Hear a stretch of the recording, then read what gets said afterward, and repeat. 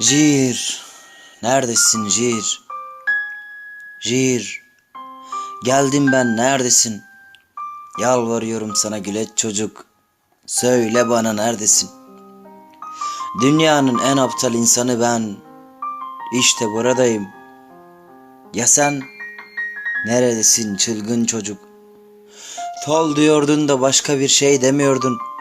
Hep tol, buyur benim sevdalı düşüm. Buyur işte tol, buradayım ben. Sen neredesin? Ah sen, düşlerin yiğidi, düşlerin esiri, ben düşlerin esir düşü, kimsesiz düş. Haydi gel, öfkenin çocuğu, hiddetin oğlu. Haydi şu dağlardan yuvarlanarak, şu ormandan çıkarak gel. Gel de uyandır beni düş uykumdan. Bir ses ver bana, ruhumu dirilt.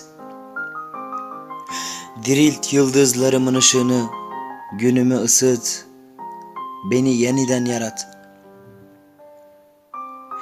Son gecemizi hatırla haylaz çocuk. Tol, tov ve dol arasında gidip geldiğimiz son geceyi. Bedenlerimizin inlediği, yüreklerimizin tutsak düştüğü son geceyi. O gece duyuyor muydun beni? Yüreğimden çıkan sesler ulaşıyor muydu sana? Söyle bana, yüreğim yalvarmadı mı? Gözlerin yaşlanmadı mı? Kırık sesim kulaklarına ulaşmadı mı? Söyle Jir, sevdamın Mecnun'u. Sesim ne anlatıyordu sana? Bedenim ne diyordu? Sana ne haykırıyordum? Gittin akşamüstünün aydınlığı gibi. Seher yıldızının ışığı gibi gittin. Göklerimden kayan son bir yıldız gibi kaydın. Jir, gel, buyur, buradayım.